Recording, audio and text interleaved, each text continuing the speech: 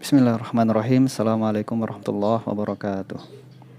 Alhamdulillah wassalatu wassalamu ala Rasulillah wa ala alihi wa ashabihi wa mawalah wa ba'. Baiklah, kita akan melanjutkan kembali. Pada kali ini merupakan pertemuan kita yang kedua, yaitu kita akan membahas kelanjutan daripada maddah tauhid, yang pada kali ini kita akan membahas pada pembahasan asy-syafa'ah. Asy-syafa'ah di sini kita ambil ta'rifnya saja ya. Ta'rif asy-syafa'ah, pengertian dari syafaat. Asy-syafa'atu lughatan, syafaat secara bahasa artinya al-wasilah wat talab, perantara atau permintaan ya. Wastilahan, secara istilah, hiya su'alul khair minal ghair, meminta atau memohon suatu kebaikan dari orang lain ya. Itu untuk ta'rif dari syafa'ah. Kemudian selanjutnya kita masuk ke halaman 24 di pembahasan ajalul maktul. Kita akan fokus pada pembahasan tentang al-maktul wa bayanul khilaf fi ajlih, orang yang dibunuh dan penjelasan tentang perbedaan pendapat seputarnya. Pendapat yang pertama, bagaimana di sini pendapat para ulama tentang orang yang dibunuh, apakah dia itu memiliki ajal ataupun tidak, ataupun bagaimana ya. Pertama, pendapat Ahlus Sunnah, awalan mazhab Ahlus Sunnah anna lil insan ajalan wahidan, bahwa manusia itu hanya memiliki satu ajal saja, la yata'akhkhar anhu wa la yataqaddam, tidak terlambat dan juga tidak datang belakangan ya. Jadi sudah ditentukan waktunya. Fal maqtulu mata bi ajalihi allazi haddadahallahu lahu, sehingga dapat disimpulkan orang yang mati dibunuh itu, dia itu mati dikarenakan ajalnya yang telah ditetapkan Allah untuknya ya. Kama qala Allah, sebagaimana yang difirmankan Allah, likulli ummatin ajal, setiap umat itu memiliki batas waktunya. Idza jaa ajaluhum fala yastakhiruna sa'atan wa la yastaqdimun, ketika ajalnya atau batas waktunya telah datang, mereka tidak dapat meminta dipundurkan ataupun minta disegerakan. Wal ayah tashmalul ummah al-insaniyah, ayat ini mencakup umat insan, manusia, dan yang lainnya. Qala ta'ala, Allah Ta'ala berfirman, wa ma min dabbatin fil ardi wala ta'irin yatiru bijanahihi illa umamun amsalukum, dan tidaklah hewan-hewan melata di bumi dan juga tidaklah burung-burung yang terbang dengan kedua sayapnya, melainkan ia merupakan umat semisal kalian. Jadi umat itu bukan hanya manusia, tetapi juga termasuk hewan dan makhluk-makhluk lainnya. Kemudian ini dalil yang pertama ya, bahwasanya setiap umat itu sudah ada ajalnya. Dalilnya dari Al-Quran sudah yang pertama. Kemudian dalil dari hadis, yaitu riwayat Anas bin Malik, riwayatkan dari Anas bin Malik bahwasanya Rasul sallallahu alaihi wasallam bersabda, inna ruhal qudus, sesungguhnya Roh Kudus atau malaikat Jibril, nafasa fi rau'i, mewahyukan atau memasukkan ke dalam hatiku atau membisikkan ke dalam hatiku, annahu lan tamuta nafsun, bahwasanya jiwa seseorang tidak akan mati, hatta tastakmila rizquha wa ajaluha, sehingga rezekinya itu sudah sempurna dan ajalnya itu sudah sempurna. Jadi kesimpulannya di dalam hadis ini, orang itu mati ketika rezekinya dan ajalnya sudah sempurna atau sudah tiba gitu. Nah, ini adalah dua dalil yang menunjukkan bahwasanya manusia dan seluruh makhluk itu memiliki satu ajal yang sudah ditentukan oleh Allah Subhanahu wa taala. Faman lam yamut bisababil qatl fa innahu sayamutu fil ajalil ladzi haddadahu Allahu lahu. Sehingga orang yang tidak mati disebabkan pembunuhan, dia akan mati fa innahu sayamut fil ajal, pada batas waktu yang sudah ditentukan Allah untuknya. Kemudian famautuhu bil qatl maknahu, sehingga maka orang yang mati dikarenakan pembunuhan, maknahu artinya anna umrohu al-muhaddad lahu qad intaha, umur yang sudah ditentukan untuknya sudah habis. Wa uqubatul qatil ala fi'lihi wa kasbihi, sedangkan hukuman bagi orang yang membunuh itu dikarenakan perbuatannya, ya, dan tindakannya. Wa mukhalafatuhu li amrillah, mukhalafatihi li amrillah, dan dikarenakan ia menyelisihi perintah Allah dalam fi siyanatin nafsi, dalam menjaga jiwa manusia dan tidak berbuat zalim kepadanya, wa adam ta'addi 'alaiha, ya. Oleh karena itulah orang yang membunuh itu dihukum disebabkan dua hal itu, ya. Dikarenakan dia menyelisihi perintah Allah dan berbuat zalim, ya. Wala yu'aridu hadza qaul Rasulullah. Ini untuk pendapat yang pertama, ya, pendapat Ahlus Sunnah yang mengatakan satu ajal manusia itu atau ajal seluruh makhluk itu cuma ada satu, dan itu sudah ditetapkan oleh Allah Subhanahu wa taala. Kemudian ini kita lewatkan langsung ke mazhab Mu'tazilah. Pendapat Mu'tazilah seputar ajalul maut, ajal orang yang dibunuh. Mereka memiliki salah satu akwal, ada 3 pendapat di kalangan Mu'tazilah. Pendapat yang pertama, lil Ka'bi minal Mu'tazilah, pendapat Ka'bi dari golongan Mu'tazilah, wa huwa anal qatl fi'lul abdil qatil. Dia berpendapat bahwasanya pembunuhan itu merupakan perbuatan seorang hamba yang membunuh tersebut, gitu, ya. Wal mautu fi'lullah, sedangkan kematian itu adalah perbuatan dari Allah. Fal maqtulu laisa mayitan, sehingga disimpulkan orang yang dibunuh itu bukanlah orang yang mati dengan sendirinya, begitu, ya. Jadi menurut pendapat Al-Ka'bi ini membedakan antara mati dikarenakan pembunuhan atau mati dengan sendirinya. Kalau mati karena pembunuhan itu perbuatan seorang hamba yang membunuh, sedangkan mati itu adalah mati dengan sendirinya adalah perbuatan Allah, gitu. Wastadalla ala ra'yihi biqaulihi ta'ala, beliau berdalil dengan firman Allah Ta'ala terhadap pendapatnya ini, wala immuttum aw qutiltum. Dari firman Allah, ya, ini wala in muttum aw qutiltum, dan jikalau kalian mati atau dibunuh. Nah, kemudian bagaimana penjelasannya atau wajhul istidlalnya? Wajhul istidlal indahu atfal qatl al maut. Nah, di sini mengatofkan qatl pembunuhan di sini, qutiltum itu diatofkan kepada muttum, ya, dengan huruf atof yaitu au di sini,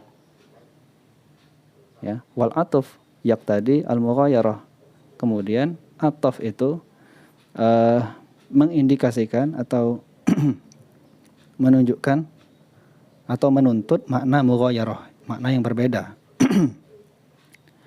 Jadi antara pembunuhan dan mati itu beda menurutnya, ya.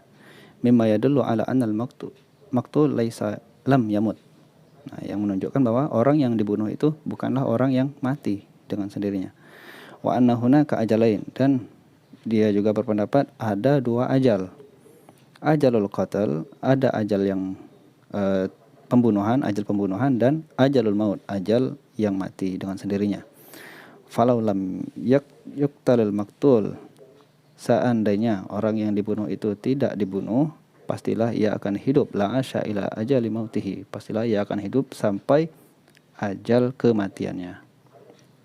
Itu untuk pendapat yang pertama menurut Al-Ka'bi dari kalangan Mu'tazilah.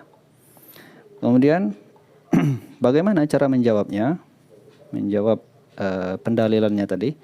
Yujabu ala zalika bi anna ma'nal ayah, makna ayatnya yang benar adalah wala immutum min ghairi sabab, yakni wala immutum, jikalau kalian mati, itu ditafsirkan dengan benar min ghairi sabab, mati itu tanpa sebab, ya, tanpa sebab berupa pembunuhan, mati sendiri begitu. Au kutiltum bi an mutum bisabab, atau kalian tuh dibunuh, yaitu mati juga ya, tapi dengan sebab begitu. Nah, itu penafsiran yang benarnya. Kemudian al-qaulus tsani, pendapat yang kedua di jumhurul Mu'tazilah, menurut mayoritas Mu'tazilah, bahwa anal maqtul ajalan wahidan, bahwasanya orang yang dibunuh itu hanya memiliki satu ajal saja, wa huwa ajalul maut, yaitu ajal kematiannya. Wal qatil qata'a 'alal maqtul ajalahu, sedangkan orang yang membunuh itu memutus ajal orang yang terbunuh tersebut, ya, memutusnya. Falau lam yaqtulhu, seandainya ia tidak membunuhnya, la asya ila ajalihi alladhi haddadahallahu lahu, pastilah ia akan hidup sampai batasan yang Allah tentukan untuknya. Ya, ini menurut pendapat jumhur Mu'tazilah. Kemudian yang pendapat yang ketiga, li Abil Huzail al-Allaf, ya, salah satu dari pembesar mereka. Pendapatnya, wa huwa annal maqtul lahu ajalun wahid, orang yang dibunuh itu memiliki satu ajal saja, wa huwal waqtul ladzi qutila fihi, yaitu waktu ketika dia itu dibunuh. Falau lam yuqtal, andaikan ia tidak dibunuh, lamata fil waqtil ladzi qutila fihi, pastilah ia akan mati juga pada waktu dia itu dibunuh, begitu. Nah, di sini wa huwa fi hadza yuwafiqu ahlus sunnah. Pendapat ini, dalam hal ini, ya, Abul Huzail al-Allaf ini selaras, ya, atau sama dengan pendapat ahlus sunnah. Baik, selesai untuk pembahasan ajalul maut. Kemudian pembahasan yang selanjutnya di halaman 28 kita lihat tentang ara'ul ulama fi fana ajbaz zanab, ya, pendapat ulama seputar binasanya tulang ekor manusia, ya. Kemudian yang pertama kita ketahui dulu apa itu ajbuz zanab, tulang ekor. Wa huwa azmun saghirun fi akhir silsilati zahril insan, yaitu tulang kecil yang berada pada akhir ruas tulang punggung manusia. Nah, di sini terdapat perbedaan juga seputar apakah dia itu hancur ataupun tidak, ya, sebagaimana ruh. Pendapat pertama, Zahbal Imam Ismail bin Yahya al-Muzani. Imam Ismail bin Yahya al-Muzani berpendapat bahwa annahu la yabla wa yafna.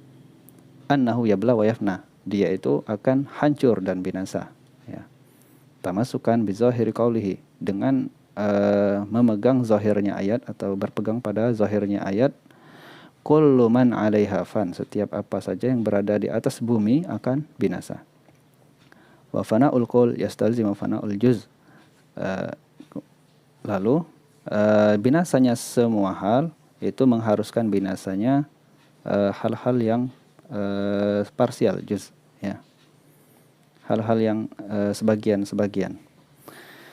Kemudian pendapat yang kedua, wa zahaba jumhurul ulama, ini menurut mayoritas ulama, bahwasanya annahu la yabla, dia itu tidak akan hancur, lil ahadits sahihah, dikarenakan ada hadis yang sahih. Wa minha, salah satunya yaitu kullu bani adam ya'kuluhu turab, setiap anak Adam itu akan dimakan tanah kecuali tulang ekornya. Minhu khuliq wa minhu yurakkab, dari sanalah dia itu diciptakan dan dari sanalah juga dia itu akan diciptakan kembali.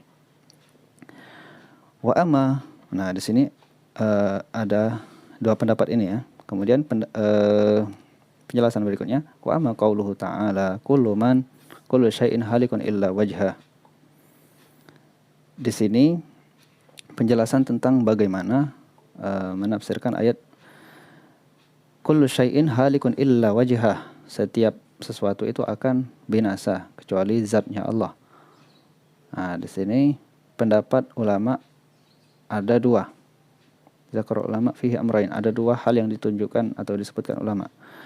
Anna umumul fil ayah ala ghairil umur allati waradat al ahadis bistisna'iha. Bahwasanya keumuman ayat ini tidak termasuk pada perkara-perkara yang telah disebutkan hadis-hadis yang menunjukkan pengecualiannya, yaitu di sini pengecualinya seperti ruh, ya, ajibuz zanab, tulang ekor, ajasamul anbiya, jasad para nabi, syuhada, arasy, kursi, surga, neraka, hurul-ain dan sejenisnya. Fal ayah minal amil makhsus, sehingga ayat ini termasuk kategori al-amul makhsus, ayat yang umum kemudian dikhususkan. Itu perkara pertama. Yang kedua, waqala muhaqqiqul mutaakhirin, para imam muhakkik yang belakangan mengatakan laisa fil ayat istisna wala takhsis, tidak ada di dalam ayat ini pengecualian ataupun pengkhususan. Fa makna halik, sehingga makna halik di situ qabilul halak, artinya bisa hancur. Kama huwa makna fanin aidan, sebagaimana makna fanin juga, yaitu bisa binasa, begitu, fanin. Kemudian pembahasan yang selanjutnya di halaman 30 kita lihat tentang pendapat-pendapat ulama, ya. Ara'ul ulama haulal mujizin lil bahs fi ruh. Ya, pendapat ulama seputar yang memperbolehkan meneliti ruh. Nah, di sini ikhtalafal ulama al-mujizin lil bahs fir ruh. Orang-orang yang atau ulama yang membolehkan membahas ruh itu berbeda pendapat seputar ruh. Ya. Faminhum man qala, di antara mereka ada yang berkata, berpendapat innaha jismun lahu suratun wa a'dha'un. Ruh itu punya jasad dan punya rupa, juga punya bagian-bagian, ya, seperti layaknya badan, kal badan. Wa hadzal ra'yu li ba'dil malikiyah, ini merupakan pendapat sebagian malikiyah.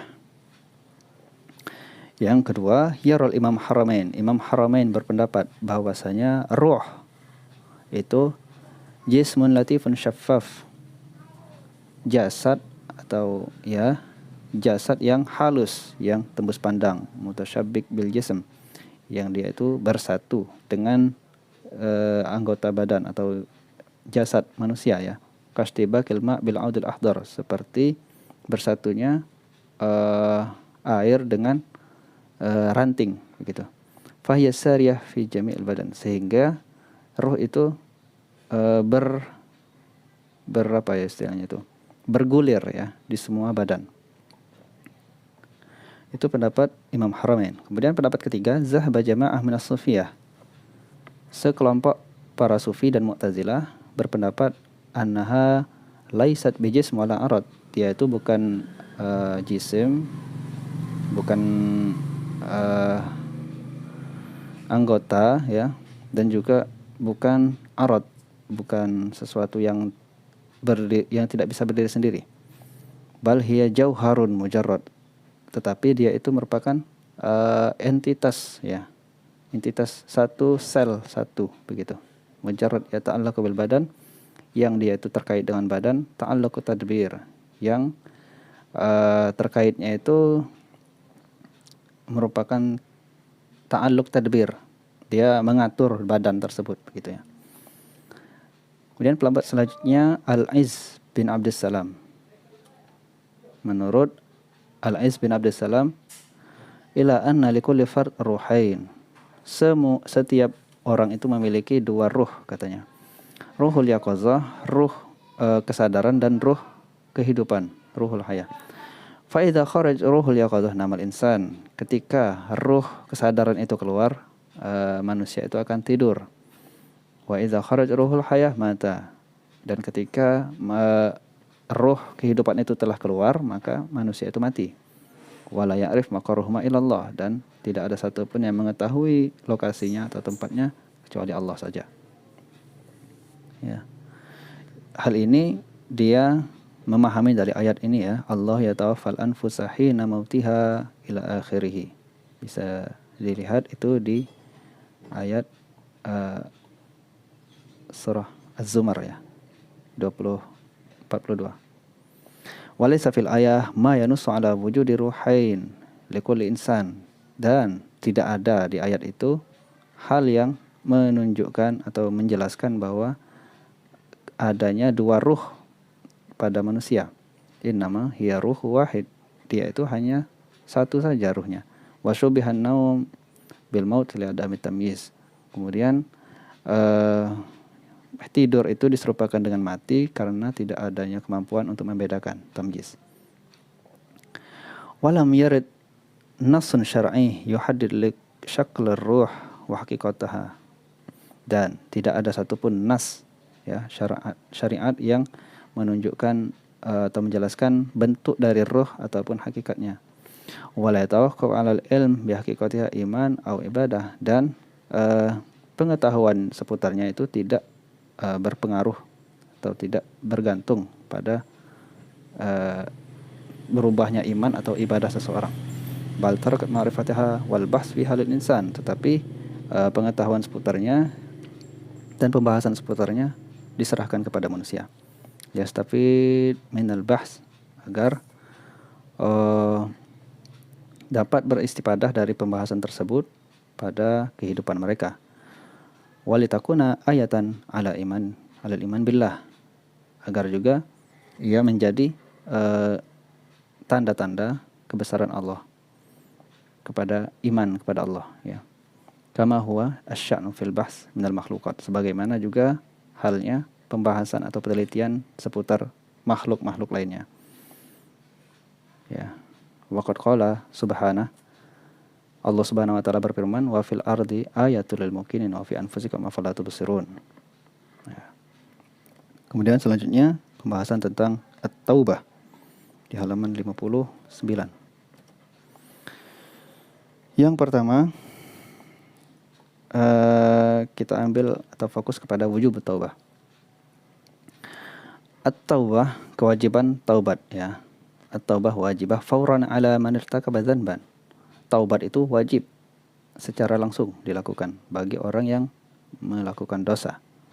Sawa'an kana saghiran am kabiran, baik dia itu kecil ataupun besar. Fa ta'khirut taubah dzanbun akhar, sehingga menunda taubat itu merupakan dosa yang lain. Wa yatafawat hadzal dzanb bi'tibar at-ta'khir. Dan dosanya itu juga berbeda-beda sesuai dengan penundaannya. Kalau penundaannya lama atau agak sebentar, beda juga dosanya. Kemudian langsung ke sini, amma dalil wujub taubah, dalil wajibnya taubat itu syar'i indal asy'ariyah ya. Dalil wajibnya taubat itu sifatnya itu syar'i menurut kaum Asy'ari. Firman Allah, yaitu firman Allah, wa tubu ilallahi jami'an ya. Taubatlah kalian semuanya, wahai orang-orang beriman, la'allakum tuflihun, agar kalian beruntung. Wa indal Mu'tazilah, sedangkan menurut Mu'tazilah yasbutul wujub bil aql. Kewajiban taubat itu ditetapkan dengan akal ya.